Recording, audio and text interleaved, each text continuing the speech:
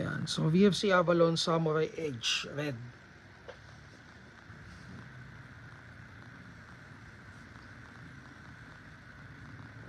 Ganda. With the markings. And then, ano siya? Metal.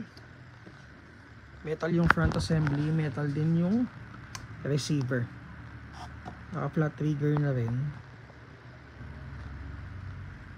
And yun yung grip niya, polymer grip, QRS stock. And then yung front assembly niya is M-lock. And then yung bolt or magazine release ambi. Tsaka yung outer barrel with shade of red, color red. And then may front and rear sights na rin nakasama.